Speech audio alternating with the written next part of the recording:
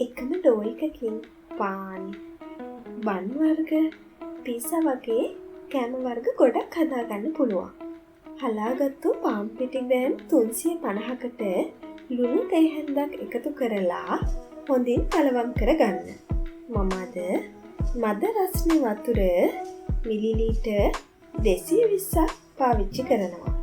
යීස්ට් මේස හැන්දකට සීනි මේස හැන්දක් මිශ්‍ර කරලා මද රස්නේ වතුර මිලිලීටර් 220න් ටිකක් එකතු කරලා යීස්ට් ටික ඇක්ටිව් කරගන්න. ඔන්න දැන් යීස්ට් එක ඇක්ටිව් වෙලා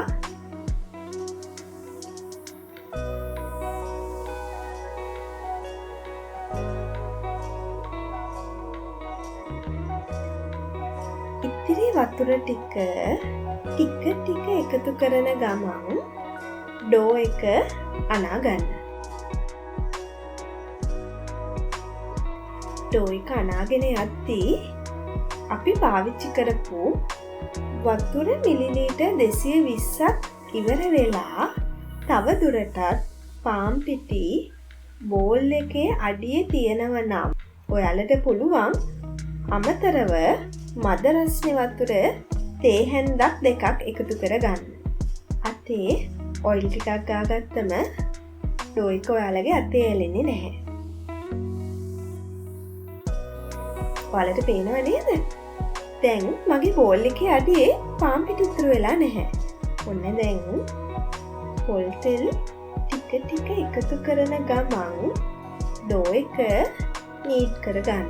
පොල් තෙල් වෙනුවට ඔයාලට බටර් පාවිච්චි කරන්න පුළුවන් නම් මේ ඩෝ එක පාවිච්චි කරලා හදන කෑම හරිම රසයි.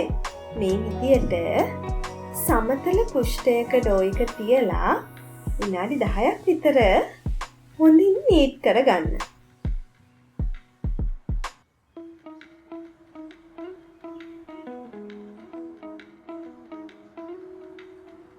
ඔන්න දැන් ඩෝ එක ලේස්ති. ඔන්න දැන් අපි බලමු ස්ටෑන්ඩ් මික්සර් එක පාවිච්චි කරලා කොහොමද මේ ඩෝ එක හදාගන්නේ කියලා.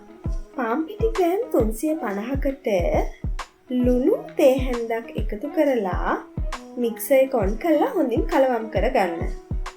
කලින් වගේම මද රස්නේ වතුර මිලිලීටර් 220ක් පාවිච්චි කරන්න. සීනි මේස හැන්දකට යීස්ට් මේස හැන්දක් එකතු කරලා මද රස්නේ වතුර ටිකක් එකතු කරලා යීස්ට් ටික ඇක්ටිව් කරගන්න. ඔන්න දැන් යීස්ට් ටික ඇක්ටිව් වෙලා ඇක්ටිව් කරගත්තු යීස්ට් ටික පිටි මිශ්‍රණයට දාලා ඩෝ එක ඇනෙන්න දෙනවා. ඔන්න දැන් ඉතිරි වතුර ටිකෙන් ටික එකතු කරන ගමන් ඩෝ එක අනා ගන්න.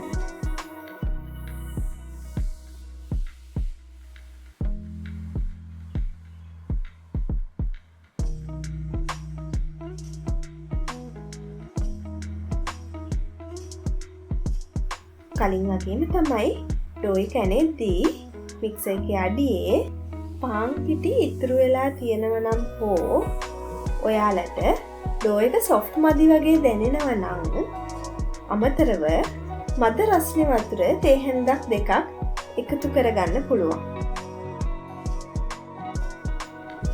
මම මෙතනදී පොල් තෙල් මේස හැන්දක් පාවිච්චි කරනවා. පොල් තෙල් ටික එකතු කරන ගමන් මික්සර් එක ඔන් කරලා ඩෝ එක අනා ගන්නවා.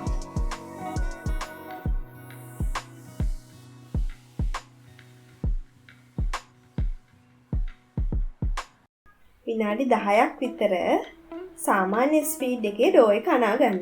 ඉස්සරහා වීඩියෝස් වලින් මේ ඩෝ එකෙන් අපි රස කෑම ගොඩක් හදමු. බලන්න ඒ ඩෝ එකෙන් හදපු පාන් එහෙම හරිම සොෆ්ට්.